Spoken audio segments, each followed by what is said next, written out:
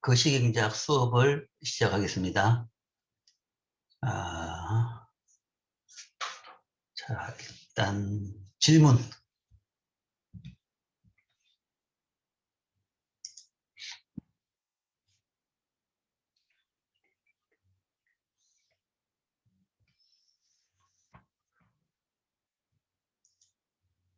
자, 질문이 없으면 뭐 수업 중간이라도 언제든지 질문을 하기 바랍니다. 오늘은 지난 시간에 했던 11장을 마무리하고 12장 ISLM 모형의 응용을 보겠습니다. 자, 먼저 11장을 마무리하기 위해서 11장에서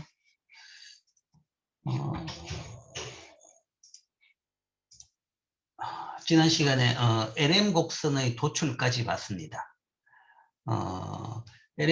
화폐 시장의 균형을 통해 가지고 화폐 시장의 수요 공급 균형을 통해 가지고 우리가 LM 곡선을 도출했습니다.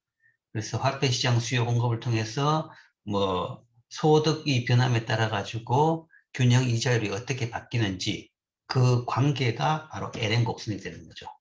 그래서 Y1일 때의 화폐시장 균형은 이 R1이었고 R1 이자리였고 소득이 Y2로 늘어난 경우에는 새로운 균형은 R2가 됐다. 그래서 2점, 2점 이런 식으로 점을 찍어가지고 쭉 연결한 것이 LM 곡선. 그 리퀴디티 머니 커브, 화폐시장의 단기 균형, 화폐시장의 단기 균형을 균형 관계를 보이는 이자율과 소득 간의 관계가 됩니다.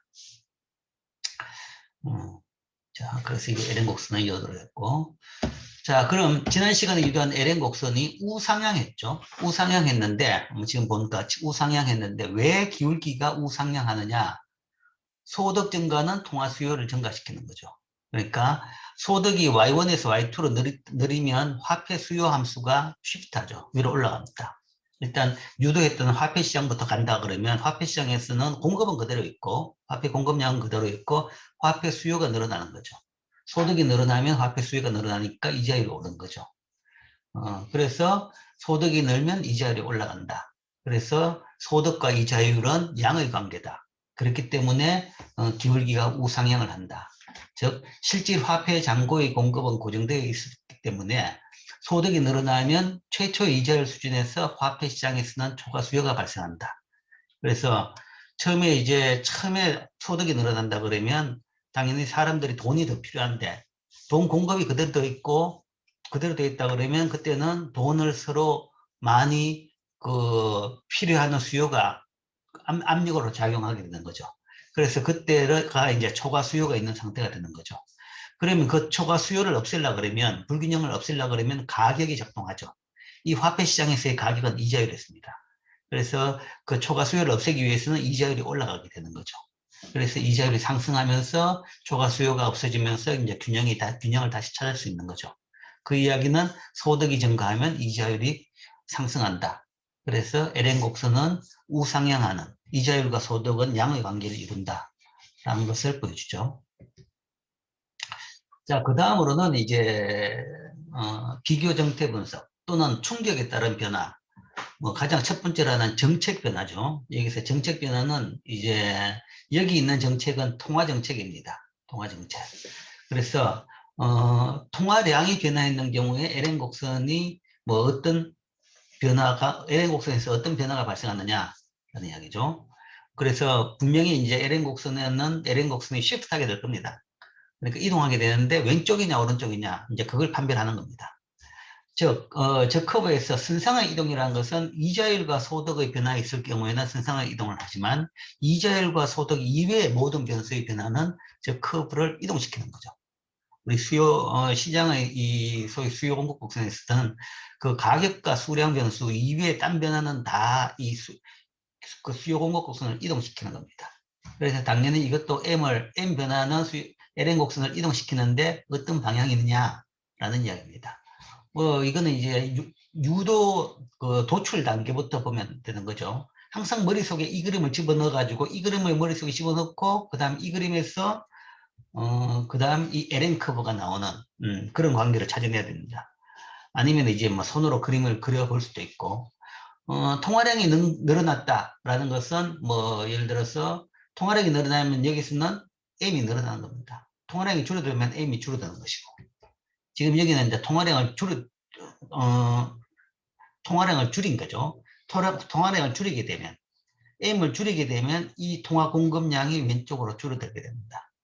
통화 공급이 줄어들게 되죠. 그렇게 되면 새로운 균형은 뭐 더 올라간 R2가 되는 거죠. R2가 됐단 말은 옛날 Y1은 변화가 없죠. Y1은 변화가 없는데 지금 이제 이 Y1에 상응하는 이자율이 R1이 아니라 R2로 올라가 버렸다. 그것은 이제 통화량이 늘어났기 때문에 R2로 올라가 버렸다. 그 이야기는 이 LM1 커브가, LM 커브가 다 위쪽으로 이동한다. 좌측이 좌측 또는 위쪽으로 이동한다. 라는 것을 의미하게 되죠. 그래서 통화량이 줄어드는 경우에는 LM 커브가 왼쪽으로 이동하고, 반대로 통화량이 늘었다. 통화량이 늘었으면 이게 P분의 실제로 화폐 잔고가 오른쪽으로 이동하게 되겠죠. 그렇게 되면 당연히 LN 커브는 오른쪽으로 이동합니다. 그래서 통화량에 따라서 늘면 오른쪽으로 이동, 통화량이 줄면 LN 커브가 왼쪽으로 이동한다. 그것이 통화량이 LN 커브에 미치는 영향입니다. 자, 이제 뭐 정책뿐만 아니라 여러 그 충격을 좀 더 봅시다. 더 테스트를 본다 그러면, 더 연습을 해보면, 이제 뭐 변화라는 것은 이 화폐 시장 균형에서의 변화고, 화폐 시장 균형에서의 변화라는 것은 화폐의 수요나 공급에서의 변화입니다. 근데 이제 화폐 공급에서의 변화는 충격이 별로 없죠. 통화량 변화, 중앙은행의 정책 부여에는 별로 없습니다. 그렇기 때문에 주로 LN 커브에 발생하는 충격은 화폐 수요에서 변합니다. 화폐 수요에서 변화인데 뭐 여러 변화가 있을 수 있습니다. 교재에서 계속 쓰는 예가 이건데, 뭐 신용카드 사기 사건의 급증으로 소비자들이 거래 시에 현금을 더욱 자주 사용하게 되었다. 거죠. 뭐 아직도 이런 분이 있긴 있어요. 신용카드 못 믿겠다 그러면서 주머니에 현금을 들고 다니면서 쓰는 분들이, 좀 나이가 아주 지긋이 드신 분들은 그런 사람이 있습니다. 이 신용카드 잃어버리면 어떡하냐. 신용카드는 잃어버려도 관계없어요. 잃어버리도 바로 신고하게 되면 뭐, 그러니까 적시 신고, 최소한 뭔가 하면 분실을 하고 열흘 내만 신고하게 되면 그 사이에 쓰는 것도 신용카드 회사에서 다 처리해 줍니다. 그게 이제 신용카드의 장점이죠. 장점인데, 이제 그걸 불안해가지고, 현금으로 그냥 쓰시는 분들이 뭐 있긴 있습니다. 있는데, 뭐 그런 경우죠. 신용카드 사기 사건이 발생했다. 그래서 나는 신용카드 못 믿겠다, 안 쓰겠다. 이제 현금을 쓰는 사람들이 있을 수가 있는 거죠. 이게 뭐, 여러분들이 잘 이해는 잘 못할 거지만, 오히려 이제 우리나라는 더 쉽게 이해할 수 있는 게, 다른 예가인 게 이제 이런 겁니다. 탈세에 대해 가지고 단속을 강화한다. 탈세에 대한 단속을 강화한다. 그렇다 그러면 현금 수요가 늘어납니다. 그것도 이제 여러분들이 영향을 받는 충격은 아닙니다만은, 예를 들어서 몇 번 이야기했지만, 탈세를 하기 위해 가지고 많은 사람들이, 뭐, 많은 아니겠지만, 소수 사람들이 현금 거래를 많이 하는 거죠. 현금 거래를 통해 가지고 내가, 소득원을 숨기는 겁니다. 숨기는 건데, 그게 이제 뭐 어느 정도 뭐 저기 카드 거래라든지 아니면 뭐 저기 이 장부 거래라든지 은행 거래라든지 했는데, 뭐 조금은 보통 뭐 신경 안 쓰죠. 왜냐하면 이제 이 단속의 비용이 있기 때문에 소액의 거래는 별로 신경 안 씁니다. 뭐 그러고 있다가 이제 전체적으로 뭔가 하면 세원이 더 필요하다, 세금 징수를 더 필요해야 되겠다, 아니면 국가 기관을 더 뭐 잡아야 되겠다, 그런 차원에서 한 번씩 이제 쪼을 때가 있습니다. 그러면 이제 뭐 작은 거 큰 거 없이 뭔가 마구 단속을 하는 거죠. 이제 그런 경우에는 사람들이 특히 이제 탈세를 하려는 사람 같은 경우에는 현금을 더 많이 보유를 하려고 합니다. 이제 그런 에피소드가 몇 번 있었죠, 우리나라에. 정권이 한번 바뀔 때마다, 정권마다 항상 뭐 돈을 많이 쓰고 싶어 하고, 돈을 많이 쓰려고 그러면 세금을 많이 걷어야 되는데, 세금에 대해 가지고 국민들의 반감이 굉장히 심하니까, 뭐 항상 뭔가만 정권들마다 탈루 세금을 줄임으로써 뭔가 세원을 조달해가 우리는 돈을 더 쓰겠다라는 이야기 하죠. 그래서 정권 바뀔 때마다 이제 그런 식으로 많이 쪼우게 되고, 그러면 그런 것을 예상해 가지고 뭐 사람들이 더 현금을 더 많이 보유하고 쓰게 되는 그런 사람들이 있습니다. 그렇기 때문에 지금 보면 우리 신사임당 할머니권, 그러니까 5만 원권이 무지무지 많이 발행되어 있죠. 발행되어 있는데, 그렇게 많이 발행되어 있는데, 실제적으로 우리 근처에 보면 그런 거 주머니에 많이 들고 다니는 사람이 많이 별로 없죠. 뭐, 비상금으로 한두 장이라면 몰라도, 뭐, 일반 뭐 직장인 또 비상금으로 한 대여섯 장이라면 몰라도, 그걸 뭐 주머니 속에 수십 장, 수백 장 들고 다니는 사람은 없는데도 불구하고 그렇게 많이 발행되어 있습니다. 그거는 이제 그런 용도가 아닌가 싶죠. 어쨌든, 갑자기 사람들의 현금 수요가 늘어났다. 뭐 이런 것도 하나의 충격입니다. 화폐 수요가 늘어나는 충격. 그런 것은 이제 뭐 이게 LM 곡선에 어떤 변화를 주느냐. 그러면 이제 비교적 대표성은 이제 간단하죠. 이 충격 자체가 어떤 곡선에 어떤 방향으로 이동시켰느냐. 그것만 식별해내면 됩니다. 이 같은 경우에 화폐 수요가 늘어났다. 현금 수요가 늘어났다. 라는 것은 소위 이 화폐 시장에서 화폐 수요가 늘어났다는 것은 오른쪽으로 이동했다라는 얘기죠. 그러면 그다음부터는 단순히 이제 이 교차점을 읽어가지고 쓰면 됩니다. 이게 오른쪽으로 이동했다는 말은 새로운 균형은 이제 이런, 그러니까 새로운 균형에서는 화폐 공급량은 변화가 없었기 때문에 실질 화폐 잔고는 변화가 없습니다. 변화가 없고 이자율만 상승하게 되는 거죠. 그럼 이자율이 상승했다는 말은 LN 곡선은 위로 올라갔다라는 것을 의미하게 되죠. 그런 식으로 우리 어떤 충격에 따라서 이것이 뭐 LM 곡선에 아니면 다음 시간 오늘 하겠지만 더 나아가서 ISLM 균형, ISLM 모형의 균형에서 아니면 더 나아가서 ADAS 모형의 균형에 어떤 변화가 발생했는지를 볼 수가 있습니다. 자, 그 다음에 이제 지난 시간에 배웠던 IS 커브하고 이번 시간에 배웠던 지난 시간, 이번 시간을 통해서 배웠던 LN 커브 두 개를 합쳐가지고 단기 시장 균형을 봅니다. 단기 시장 균형. 단기란 개념은 P는 여기서 고정되어 있다. 이 물가 수준은 고정되어 있는 상태인 거죠. 그렇기 때문에 뭔가 물가 외에 가격 변수가 필요한데 그걸 이제 여기서의 가격 변수는 이자율입니다. 이자율이죠. 이자율과 Y 내에서 IS 커브는 우하향하고 LN 커브는 우상향하게 되겠죠. 그리고 여기서의 균형이라는 것은 IS 커브하고 LN 커브가 교차하는 이자율과 Y죠. Y와 이걸 교차하도록 만드는 이자율. 이것을 단기 균형이라고 합니다. IS, LN 모형의 균형 또는 단기 균형이라고 하죠. 즉 단기 균형은 재화시장과 화폐시장의 균형 조건을 동시에 만족시키는 이자율 R과 생산량 Y의 조합이다. 그렇죠? 그래서 그림으로는 이렇게 그려가지고 요 점이 균형이다. 요 점이 단기 균형이다. 라는 이야기를 하고 식으로 이야기한다 그러면 이게 IS 커브의 식입니다. Y는 C 더하기 I 더하기 G인데 그냥 단순히 아는 항등식인 셈인데 여기에 뭔가 하면 이건 C는 소비의 함수고 소비는 가치분 소득의 함수고 투자는 이자율의 함수다. 라는 함수 관계를 집어넣게 되면 이 식에서의 이 두 Y하고 이 R의 관계가 나오는 거죠. 이 Y와 R의 관계가 IS 커브고 그 다음에 이거는 이제 화폐 시장의 균형입니다. 이거는 이제 상품 및 서비스 시장의 균형이 되는 셈이죠. 균형이고 그 다음에 이거는 화폐 시장의 균형식 LM식이죠. 그죠? IS식이 여기서 나왔고 LM식은 요 식에서 LM식이 나왔습니다. 즉 이거는 왼쪽 거는 화폐의 공급량, 실질 화폐 잔고 오른쪽은 화폐의 수요죠. 수요는 이자율과 소득에 따라가 결정된다라는 것이고 그래서 두 개가 이꼴을 넣었다는 말은 이게 균형된 점 관계를 이야기하는 것이고 그 관계라는 것은 이 중에서 R과 Y 외에는 다 고정된 값이죠. 상수죠. 그래서 여기서 변수는 R하고 Y 두 개밖에 없습니다. 그래서 저 관계를 유지시키는 R하고 Y의 관계가 이 LN 커브입니다. LN 커브죠. 그래서 LM식은 이렇게 이야기할 수 있고 식으로 나타내면 이게 IS 커브고 이게 LM 커브고 그 다음에 이 식으로 균형을 찾아내려고 그러면 이 식을 풀어가지고 그러니까 이 식이 두 개죠. 식이 두 개고 미지수가 두 개입니다. 미지수가 이자율하고 Y하고 두 개죠. 그래서 식이 두 개고 미지수가 두 개다 그러면 풀면 풀 수가 있습니다. 풀어가지고 R과 Y를 구할 수 있죠. 물론 이제 식이 선형인 경우에 가능합니다. 비선형이다 그러면 이제 뭐 솔루션에 하나가 안 나오고 여러 개가 나올 수 있죠.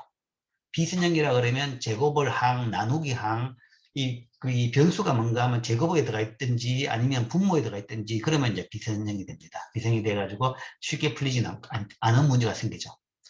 그러다 이제 선형, 이 두 관계가 1차식으로 이루어진 관계다. 그러면 이걸 두 식을 그냥 연립 방정식으로 풀면 두 식을 동시에 만족시키는 이자율하고 소득을 구해낼 수 있죠. 그럼 식을 통해 가지고 단기 균형을 찾아낼 수 있습니다. 연습 문제에 보면 이제 그렇게 단기 균형을 찾아가지고 식을 풀어서 R과 Y를 구하라 라는 연습 문제들이 많이 있습니다. 그래서 한번 풀어가지고 연습을 해보도록요. 물론 이제 시험 문제에도 그런 문제들이 많이 나옵니다. 먼저 이 균형을 구하라 라는 문제가 있고, 그 다음에 예를 들어서 G가 늘어났다. 그러면 또 균형이 어떻게 바뀌느냐. 뭐 아니면 T가 늘어났다. 균형이 어떻게 바뀌느냐. M이 늘어났다. 균형이 어떻게 바뀌느냐. 이제 이런 식으로 통화 정책에 따라서 균형 변화를 물어볼 겁니다. 실제 이제 직접적으로 이렇게 계산이 가능한 겁니다. 이거는 이제 교과서적인 문제뿐만 아니라 실제적으로 경제정책에서 정책을 이렇게 합니다. 경제정책을. 이제 실제 경제정책을 할 때 이제 통화량을 얼마 더 늘릴 것이냐. 뭐 코로나 사태가 발생했다. 그러면 뭐 예를 들어 가지고 뭔가 경기 부양, 경기가 너무 나빠지니까 그 대응 차원에서 정책을 해야 된다. 그러면 통화량을 얼마 늘리고 정부 지출을 얼마 늘릴 것이냐. 나름대로 시뮬레이션을 해보죠. 얼마가 필요한지를. 뭐 그런 경우에 이제 결국은 요식을 푸는 거가 동일합니다. 단지 차이는 국가별로 이 파라미터들이 어떻게 되는지, 이 상수들이 다 어떻게 되는지 나라마다 다른 그걸 잘 찾아내야 되는 거죠. 그걸 잘 찾아내가 가지고 있으면 그게 좋은 모형인 것이고, 예측력이 높고 현실 설명력이 높고 예측력이 높은 모형이 되는 겁니다. 자, 이게 단기 균형을 의미합니다. 자, 그래서 이걸로서 11장을 다 했죠. 그 다음 이제 마무리로, 지난 시간 처음에 한번 보여줬죠. 지금 이제 10장, 11장, 12장, 13장, 이 전체의 관계에 대한 이야기입니다. 11장에서 균형 국민소득 결정 모형으로서 IS 커브를 도출했고, 그 다음에 또 후반부에서 지난 시간에 유동성 선호 이론으로서 LN 곡선을 도출했고, 그래서 조금 전에 이 두 개의 곡선을 합쳐가지고 ISLN 모형을 도출했죠. 그리고 여기에서 우리가 단기 균형, 여기서 교차점을 단기 균형이라고 이야기했습니다. 단기 균형이라고 이야기했고, 그래서 이게 ISLN 모형이고 또 단기 균형 분석을 하는 툴이 됩니다. 오늘 12장에서 이제 이걸 이용해 가지고 이제 여러 정책 및 케이스 스타디까지 해보겠습니다. 그 다음에 이제 12장 말미에 보면 이 ISLN 모형을 이용해 가지고 총 수요 곡선을 도출합니다. 그래서 이거는 이제 단기 모형이기 때문에 P, 그 물가 수준이 고정되어 있는 상태를 가정합니다. 그런데 여기서 이제 P를 변화시키면 거기에 상응하는 또 다른 Y가 나올 수 있죠. 그 관계가 총수요 곡선의 관계입니다. 우리가 10장에서 배웠던 총수요 곡선이 되는 거죠. 그리고 이 총수요 곡선과 총공급 곡선, 이거 두 개는 10장에서 우리가 설명을 했죠. 이 두 개 가지고 나오는 모형이 총수요 총공급 모형이고, 이것이 실제적으로 단기 경기 순환 설명입니다.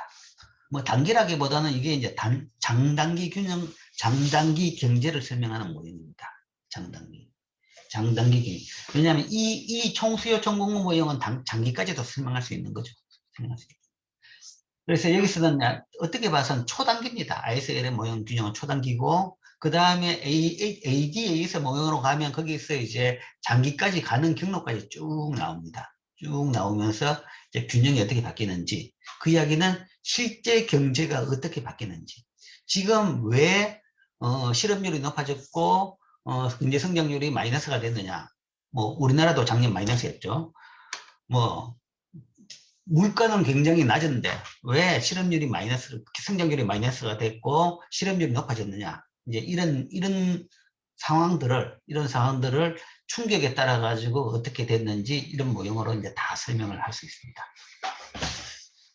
자, 그 다음에 이제 12장에서는 이 IS 모형을 사용해 가지고 정책과 충격의 영향을 분석합니다. 그래서 ISLN 모형 균형, 단기 균형을 재정정책, 단기균형에서의 재정정책 효과, 아니면 조세정책 효과, 아니면 통화정책 효과를 봅니다.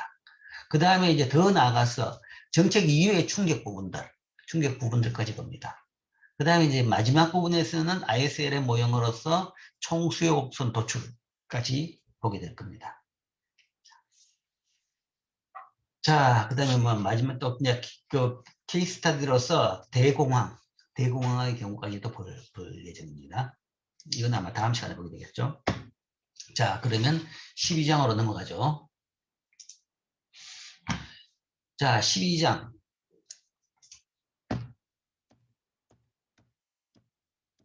자, 이거 본다고 그랬고, 뭐 여기서 이제 새로 등장하는 용어들이 이런 게 있습니다. 뎁 디플레이션 이론. 자, 이게 뭐냐? 2장 끝났을 때 이 말이 뭔지를 이해하고 있어야 됩니다. 그 다음에 화폐 전달 절차, 유동성 함정, 피부 효과. 그러니까 기존에 이제 원론 거시에서 들어보지 못한 용어들이죠. 조금 이제 수준 높은 용어들입니다. 그래서 이런 용어들에 대한 내용들을 이 장에서 배우게 될 겁니다. 자, 봅시다. 뭐 다시 반복하면 단기균형은 이렇다. 조금 전에 바로 설명했죠. 이게 단기균형입니다. ISLM 모형의 균형, 이게 단기균형이죠. 그래서 ISLM 모형의 교차점이 단기균형이다. 자, 여기서 이제 정책 분석을 해보자. 라는 거죠. 여기서 정책 분석을 해보는데, 정책 분석을 한 것은 이 단기균형이 어떻게 바뀌는지, 정책 변화에 따라서. 정책은 뭐냐? 거시경제정책은 G, 제일 대표적인 게 G죠. 그죠? 재정정책, 정부 지출, 정부 구매를 변화시키는 정책입니다. 대부분 느리는 거죠. 그죠? 느리는 정책이고. 그 다음에 광범위한 재정정책으로는 조세까지 포함됩니다. 세금을 변화시키는 거. 그러니까 이제 정부 지출을 늘리는 거하고 동일한 효과가 세금을 줄이는 걸 통해 가지고 또 달성할 수도 있죠. 정확하게 액수가 동일하진 않지만 어쨌든 비슷한 방향으로 작동을 하는 거죠.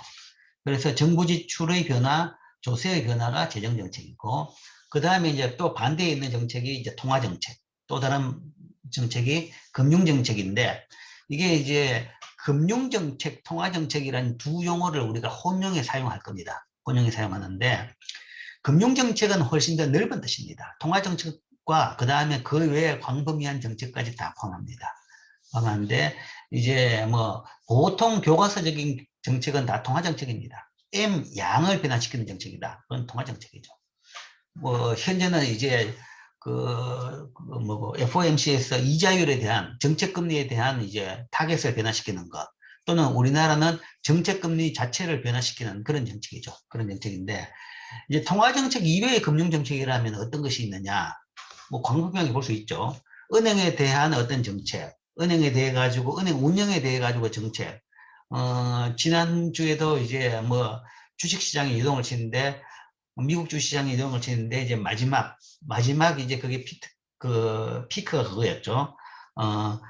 현재, 코로나 사태 때문에 굉장히 통화 공급을 완화시키는 그런 기조 내에서 시중은행들한테 미국 페드가, 그러니까 이 장기채를 무한대로 살 수 있도록 해줬습니다.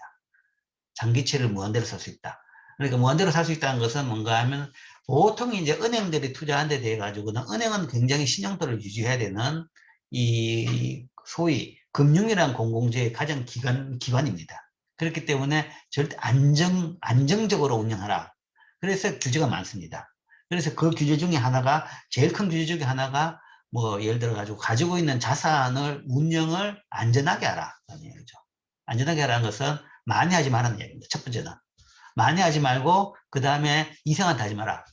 이런 거죠. 그러니까 뭐 주식 같은 건 절대 투자하면 안 되고, 채권도 이상한 데 채권 투자하면 안 되고, 채권을 가지고 있더라도 채권이 뭔가 하면 자기 자산 대비 어느 정도만 가지고 있으라. 라고 하는 것이 기본적인 이제 이 규제 내용입니다. 규제 내용인데, 코로나 사태 때문에 거기에 대해 가지고 이제 채권에 대한 투자 규모 제한을 이제 걸어버렸죠. 그래서 장기채는 뭐 그 자산 관계없이 무한정 가질 수 있다. 그렇게 이제 허용을 해놨습니다. 허용을 해놨는데, 그게 이제 그 허용을 해놓은 그것이 3월 말로 이제 규제 완화 조치가 3월 말로 만기가 되는데, 뭐 시장에서의 예측은 그걸 계속 연장을 할 것이다. 어차피 통화량을 계속 늘리는 기조이기 때문에 계속 연장을 할 것이다. 라고 예측을 했는데, 예측과 달리 그걸 연장 안 한다라는 이야기를 하는 거죠. 그러니까 모든 정책 방향이, 미국 페드의 정책 방향이 통화를 다 푸는 방향이었는데, 근데 이제 그 부작용이 나타나는 것이 이제 인플레이션에 대한 이제 걱정들이 쭉 나타나는 겁니다. 나타나는데, 그거는 이제 계속 이제 푸는데, 계속 저렇게 많이 풀어가지고, 이제 그 후과죠. 후과가 인플레이션이죠. 후과를 걱정하고 있는 판에 덥성은 뭔가 하면, 이제 은행에 대한 규제 완화를 더 이상 연장 안 한다. 라는 걸 이야기해 버리니까, 이거는 이제 장기채 이자율이 계속 오르는 거는 용인하겠다라는 얘기입니다. 그러니까 이렇게 되면 뭔가 하면 당장 은행들은 자기들이 옛날 규제보다 더 많이 가지고 있던 장기채를 팔아야 되는 겁니다. 장기채권을. 팔아버린다 그러면 장기채권을 파면 그 채권 시장에서 채권 가격은 떨어지는 거고, 채권 가격이 떨어진다는 이야기는 그 채권의 이자율이 오르는 이야기입니다. 사실은 그걸 이미 예측해가지고 지금 이제 미국 그 10년 TV 그 이자율이 올라가고 있었던 거죠. 근데 이게 이제 확인이 되는 것이고 점점 더 많이 오를 것이다 라고 예측이 되는 거죠. 자, 그런 것들이 이제 금융정책입니다. 그거는 이제 직접적인 통화량 변화를 시키진 않았지만 은행들에 대해 가지고 뭔가 하면 이 가지고 있는 자산 운영에 대한 이 규제를 변화시킵니다. 좀 풀어주면 그거는 통화량을 늘리는 것과 같은 효과고, 아니면 좀 쪼으면 통화량을 줄이는 것하고 같은 효과가 되는 셈이죠. 뭐 아니면 이제 정책적으로 뭐 예를 들어서 ATM 같은 경우를 뭐 사용하는 것을 지금은 한물 같지만 사용하는 것을 이제 뭐 장려하는 식으로 국가에서 정책을 한다든지, 아니면 전자금융을 장려하는 정책을 한다든지, 뭐 이런 것들도 넓은 의미에서는 금융정책입니다. 그래서 금융정책은 통화정책보다 훨씬 더, 그러니까 금융시장 아니면 금융기관 전반에 대한 모든 정책을 다 포괄하는 겁니다. 아니면 규제뿐만 아니라 감독도 마찬가지입니다. 뭐 금융소비자 보호정책 뭐 이런 것까지 다 포함하는데, 그런 이제 마이크로 정책은 우리가 이제 여기서 다루기 쉽지가 않죠. 그리고 이제 여기는 거시경제이기 때문에 그걸 직접 다루지는 않습니다. 직접 다루지는 않고, 여기서 이제 금융정책이라는 것은 대부분 통화정책을 이야기합니다. 통화정책. M양을 변화시키는 그런 정책입니다. 자, 이 정책에 따라 가지고 단기 균형이 어떻게 변하는지 하나씩 봅시다. 뭐 간단합니다. 이것도 하나의 충격인 것이고 비교 정태 불속이죠. 그렇기 때문에 각 정책에 따라서 ISLN 커브, 어떤 커브가 어떤 방향으로 이동하는지 그것만 식별해 내면 됩니다. 그것만 이제 인지하고 있으면 그걸 바로 그림에다가 뭔가 하면 그 방향대로 그림을 이동시켜가지고 새로운 균형을 읽으면 되죠. 그러면 새로운 균형이 옛날에 비해서 소득이 올랐는지 내렸는지, 이자율이 올랐는지 내렸는지 그것만 읽으면 됩니다. 그게 이제 각 정책에 따른 비교 정책 분석 또는 이 정책의 영향 분석이 되겠죠. 자, 정부 구매가 늘었다. 소위 G가 늘었다라는 거죠. 가버먼트 익스펜디처를 키웠다. 그래서 요즘 이제 최근 대부분 나라들이 그러고 있는 거죠. 우리나라도 뭐 지금 재난지원금, 그러니까 이제 재난지원금을 지급했다. 이게 그겁니다. 구체적으로 얘기할 때는 뭐 3차 재난지원금 2조 원을 지급했다.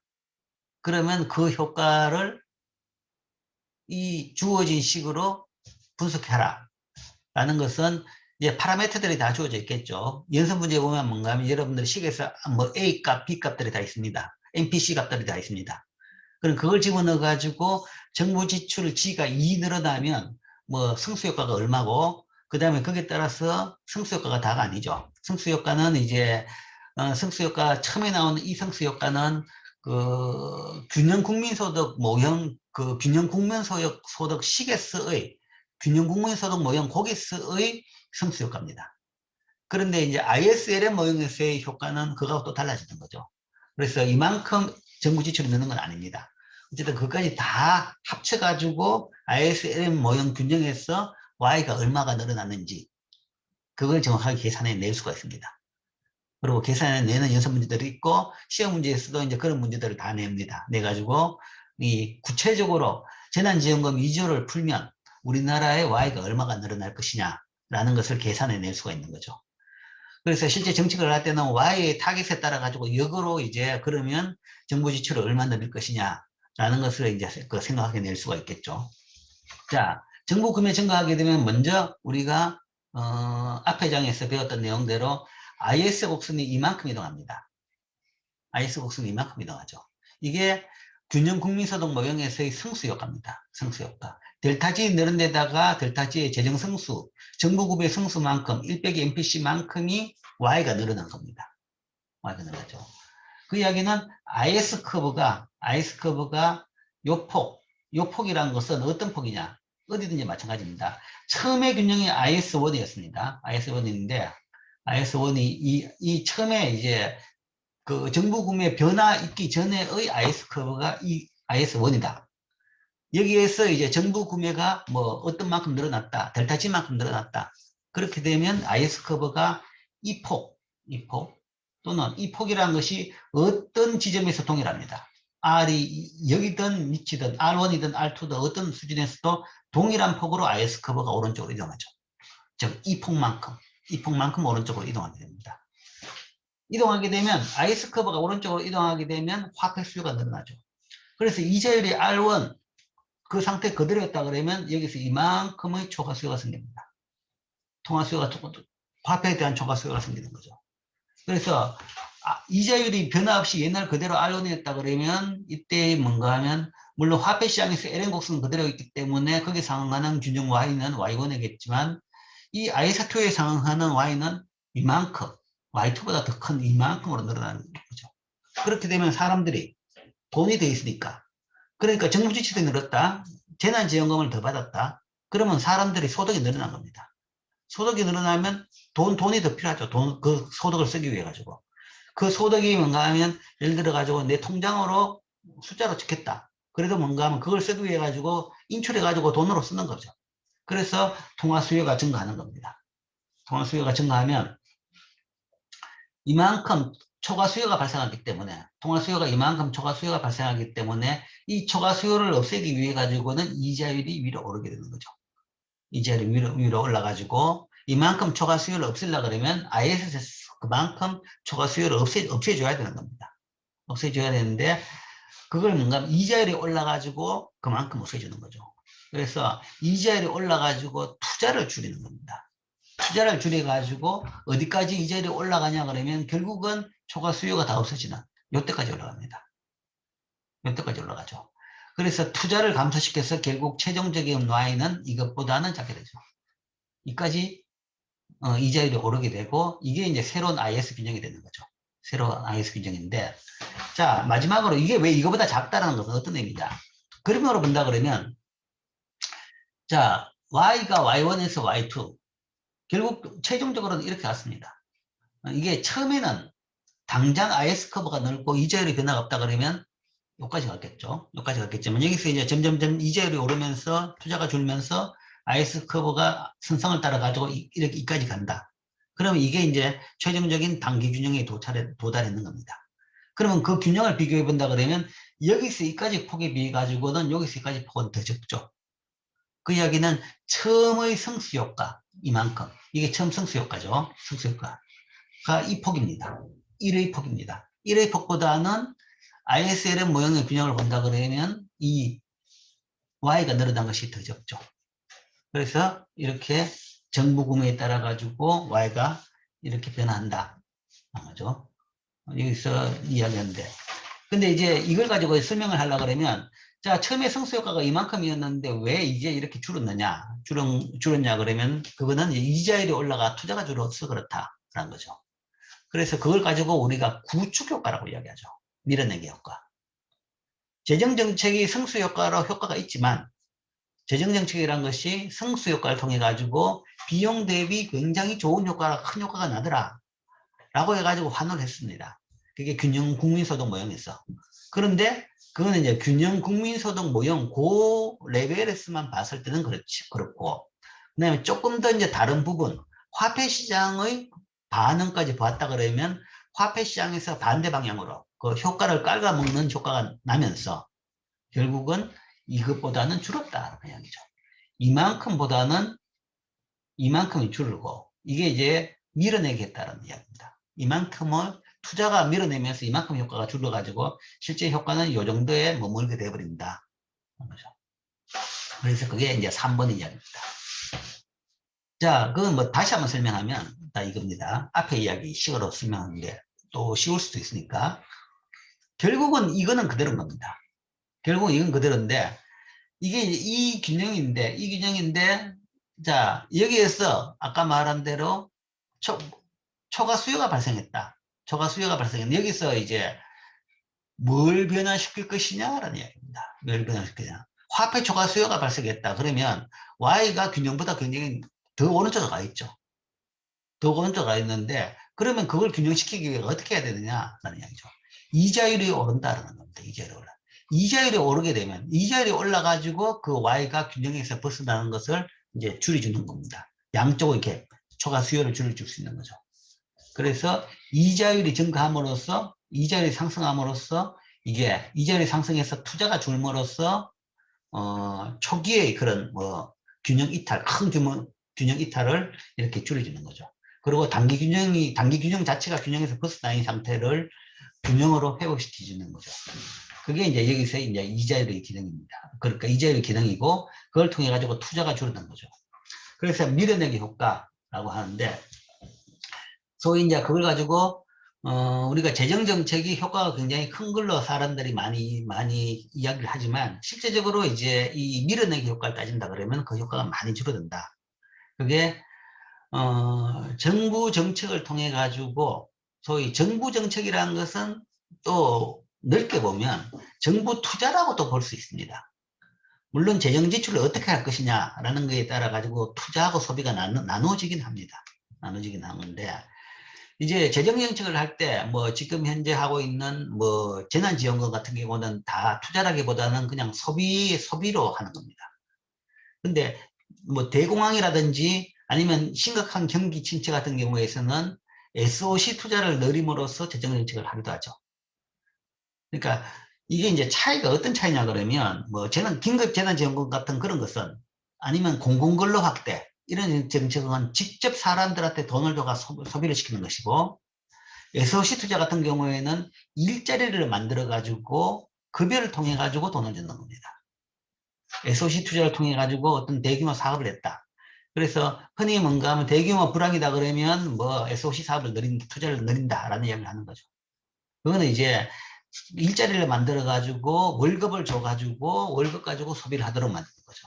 그 두 가지 차이인데 SOC 투자를 통한 이 긴급 뭐 예를 들어 가지고 재정 정책 같은 경우에는 총량적으로 투자를 줄이는 효과는 적지만 어쨌든 뭐 그것도 민간 투자를 줄이는 건 마찬가지입니다. 어쨌든 정부 지출을 쓰게 되면 쓴 만큼 그 돈이 민간 투자를 줄인다라는 이야기죠. 그럼 뭐 민간 투자를 줄이면서 왜 그걸 하느냐? 의도적으로 1대1로 민간 투자가 주는 건 아니라고는 볼 수 있습니다. 볼 수 있는데, 이제 이게 이 메커니즘이 뭐냐 그러면, 정부 지출을 더 늘리려고 그러면 어떻게 늘릴 수 있느냐? 유일한 방법은 돈을 더 빌려서 쓰는 거죠. 기존에 정부 지출이 있었는데, 그 상태보다 지금 더 정부 지출을 늘리고 싶다. 늘리려면 어떤 방법이 있느냐? 돈을 찍는 것은 여기 포함 안 됩니다. 이건 재정정책이기 때문에. 통화정책이나 화폐시장을 본다 그러면 그까지 포함될 수도 있지만 그거는 이게 아니고 여기서 그거는 중앙은행이 하는 것이고 통화당국이 하는 것이고 이 행정부가 할 수 있는 것은 돈을 빌려왔어. 빌려간다는 것은 채권을 더 발행하는 거죠. 아까 말한 미국 T빌, 10년 만기 장기채 같은 걸 더 많이 발행해가지고 그 돈 가지고 더 쓸 수 있는 겁니다.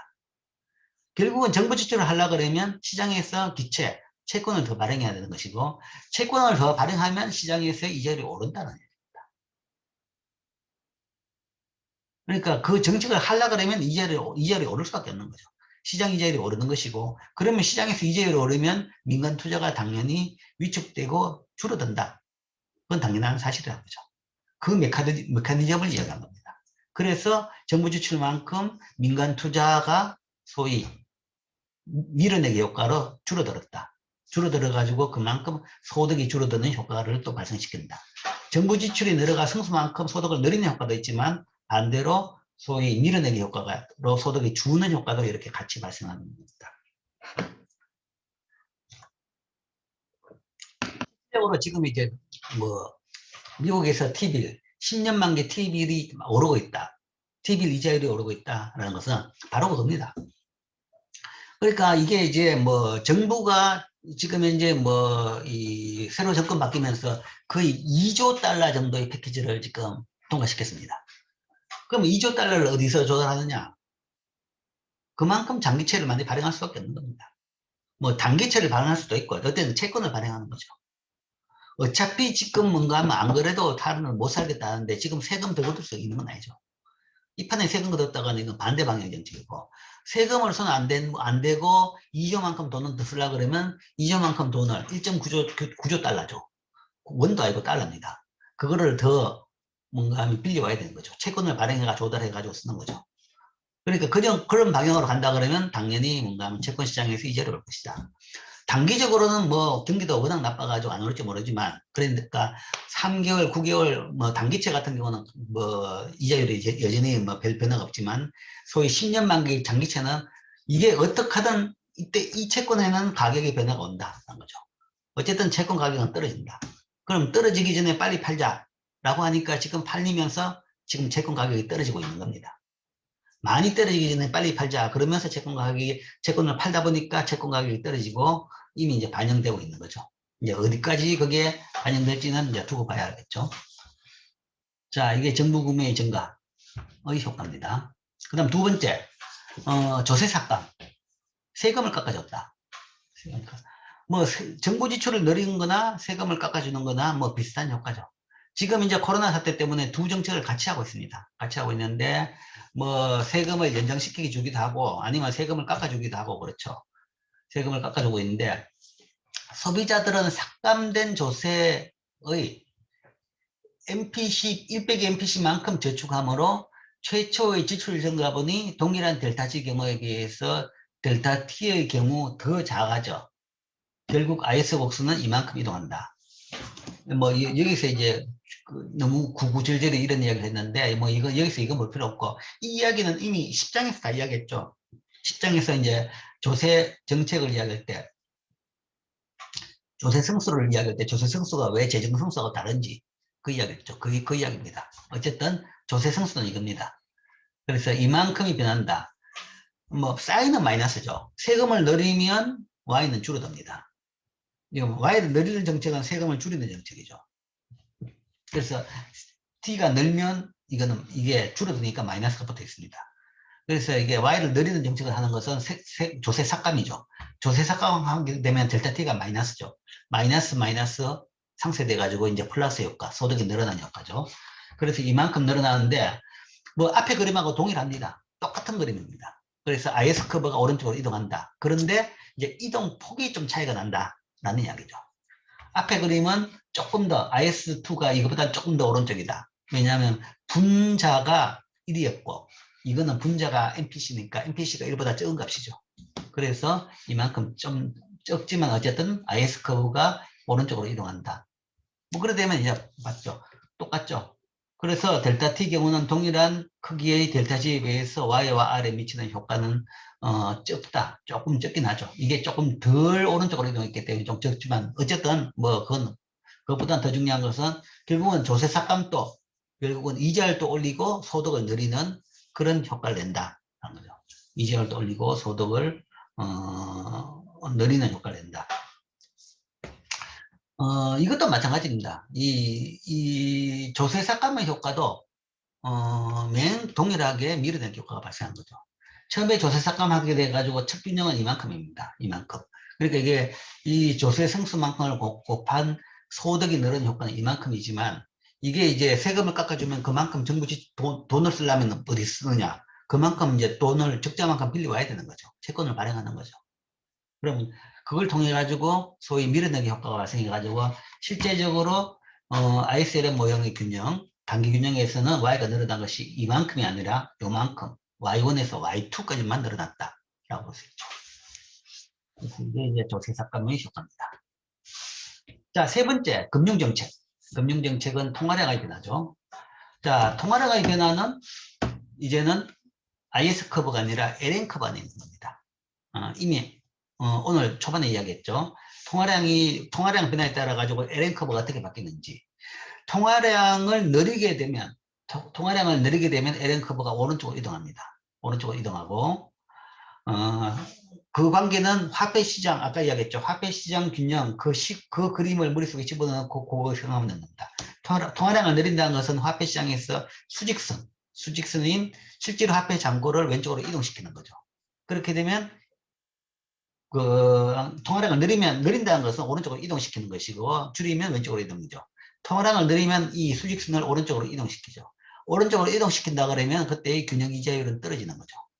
즉, 여기서 뭔가 하면 균형 이자율이 떨어지는 방향으로 LN 커브 이동이 뭐냐? 동일한 Y에서 균형 이자율이 떨어지는 방향은 LN 커브가 밑으로 떨어지는 거죠. 밑으로 내려와야지. 밑이나 오른쪽으로 가는 거죠. 그래서 이 통화량이 느리면 LN 커브는 우측으로, 밑이나 오른쪽으로 이동한다. 그래서 그러면 그렇게 이동시켜가지고 그냥 읽으면 됩니다.